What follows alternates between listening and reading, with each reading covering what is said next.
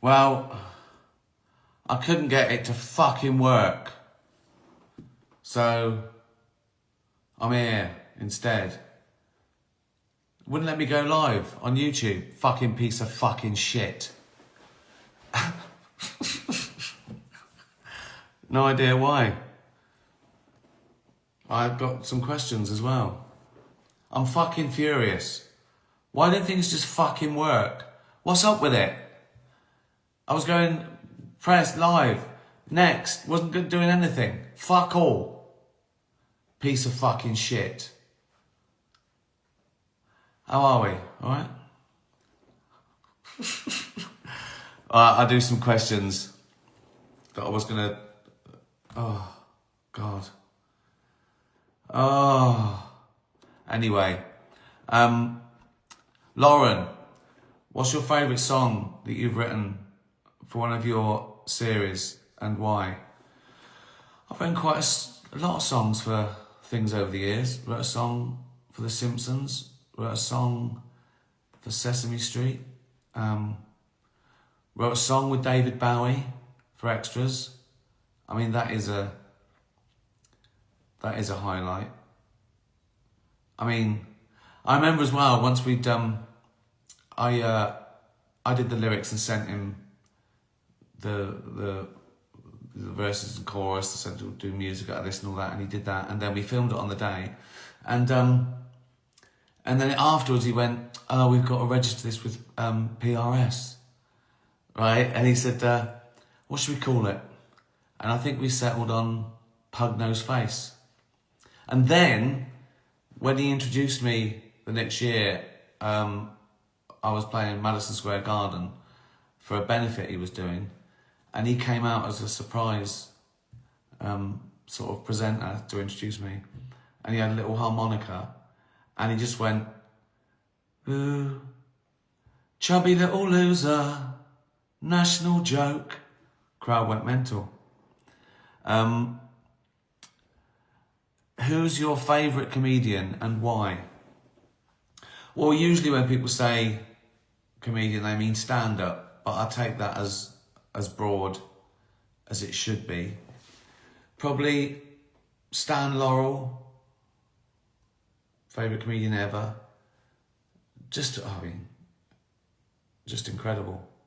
My first sort of love, Lauren Hardy. Larry David, probably the best in the last 30, 40 years. Stand-up, that's tough. Louis C.K. is always there, and Seinfeld and Chris Rock and Dave Chappelle and all those guys. My current favourite, I think, is probably Shane Gillis. I think he's great. I tell you what I saw. No, I've known them for ages, right? They started probably a bit before me, but around, he's probably been going for 30, 35 years. But I see his new bits. It's Simon Evans. He's incredible. Check him out. He's like this. He plays this, but I think he probably is this in real life as well.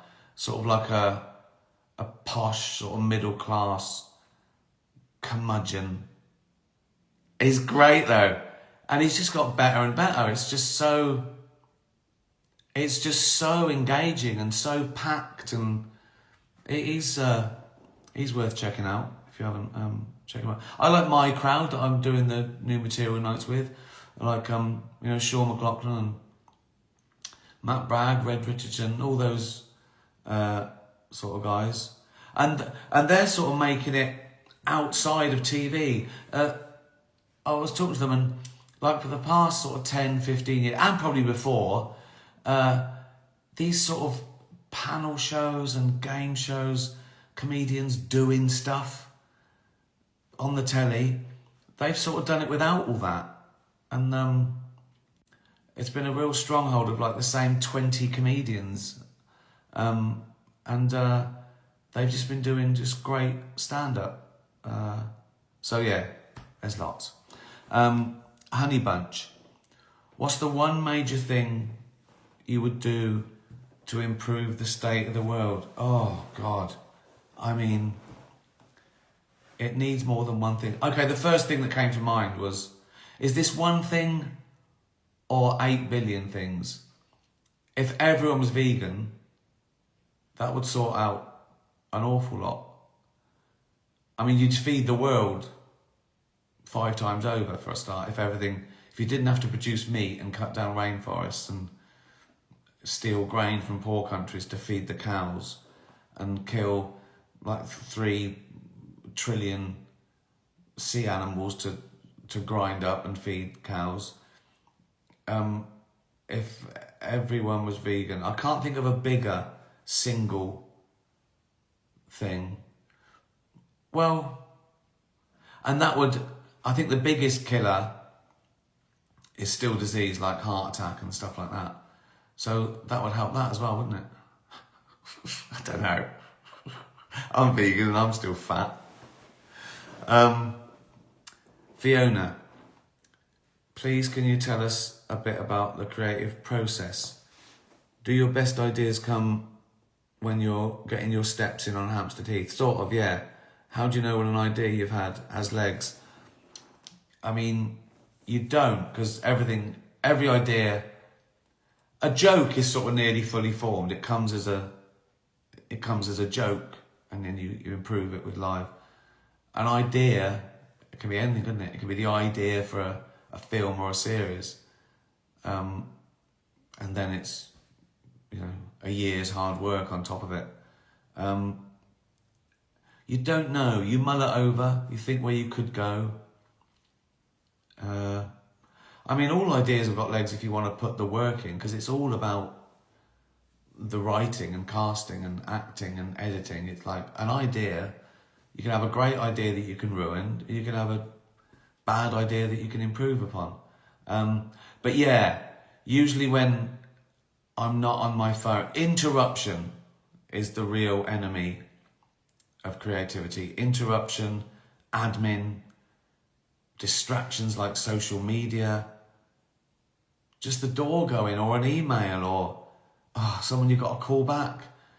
You've just got to, you can't sit down and go, I'm going to write this. You don't know what you're going with. But what you can do is make your mind an open door for ideas. I rarely sit down in front of a laptop or pen and go, right, I'm going to have some ideas now. But you can make the situation conducive to that. So long plane journeys where I can't do anything but sort of think or watch a film or sleep or eat or drink. There's a few things. Yeah, going for a run, sitting in the sauna, just having time, really. How do I know when it's a good idea? You just feel you get an adrenaline rush. Mark, have you started running? Read somewhere that you had. Well, I've always sort of been a runner. It's always been my sort of favourite outside sport, playing tennis or something. Running is the best thing that it sort of gets you there quickest. And I used to run when I was on the dole. I used to run around London all the time. If anything, I've sort of slowed down the running because I'm old and my knees hurt and I'm scared to fall over. I tripped over a fucking route today, walking on Hampstead Heath, stubbed my toe, nearly fell over. So I've never stopped running. I just run a lot slower and a lot shorter distances now. Jensen.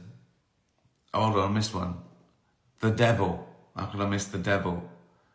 Will Alley Cats have animated outtakes? It's too expensive. I mean, you can have the audio, but you won't know what's happening. But they're all outtakes, all the things we're doing. Because we do it all in one room with all of us. We're just laughing and fucking it up all the time. But to have the series and then some outtakes, that would cost tens of thousands of pounds extra. So we've included some of them. Sometimes the cats laugh at something stupid. One of them has said, there's nothing quite like this. Jensen, I'm rushing because I've wasted time because I was meant to do this at 6. So I'm so fucking incompetent and I get angry with the world. Why didn't it fucking work? Oh, God. How is your hour coming along? You must be American. That's how Americans talk about stand-up. They call it your new hour. It's great. I'm sort of going back to my roots a little bit. And by that, I mean I'm ignoring everything. I'm ignoring trends. The last couple of specials, I've been very conscious and I've included things about cancel culture and about free speech because I felt I had to because of what we were all living through. But now, but it still takes your eye off the ball. You still have to, I mean, you could spend a minute explaining irony and that's not good for the crowd that are there because they don't worry about that sort of thing. I'm letting the outside world come into my safe space, so I'm not going to do that anymore. I'm not going to give a fuck about getting cancelled anymore or what idiots fucking think or worrying about these cults. I'm not even acknowledging. I'm going to go back and do what I find funny. All this shit about punching up and punching down. No such fucking thing. Yeah, I'm excited about this one. I feel freer. It's more fun. It's more out there. It's pushing the boundaries without being conscious of it and not worrying about the fucking consequences. So I've had enough of that. So I think this will be my best for a long time. Sammy, I can't wait for Alley Cats. What's the best thing about doing an animation opposed to a normal sitcom? It's absolutely packed. Everything you do is sort of usable. Because there's like 8 of us in a room, right? And we do an episode a day. We get like 2 hours of material to crunch down to 15 minutes. So it's amazing. Like a day's filming on a normal thing with all the different angles and all and learning that you get about 2 or 3 minutes if you're lucky. This is incredible. And I know most animations aren't like that. Most animations, they do a storyboard, then they record all, and you're never together in the set. Everyone does their stuff individually in different parts of the world in a booth. So there's none of that interplay. There's none of that sort of ad lib and, 10 goes with each of you doing it. So this is one of my favourite formats of anything I've ever done. So I hope it shows. Tim Godson, I'm asking how in the world Afterlife and Derek ever finished filming. There must have been 1 million or more outtakes for sure. I've never laughed as hard in my life. How does David Earl stay composed and not break character too often? Because he's the fucking idiot. So, like if you're the bloke with a drill, it's not annoying to you, it's annoying to everyone else. So he's saying all these stupid things and everyone else is corpsing. He's all right. But yeah, he's always the danger. He's the danger in Alley Cats as well. He says some of the most ridiculous things ever heard. And he's even braver in Alley Cats because he's not being filmed. Because he's quite shy, David Earl. So yeah, there were just loads of retakes with him. It's nearly impossible, and he looks like a fucking idiot as well. So it's hard to act opposite someone who actually looks like a mental tramp and act like one.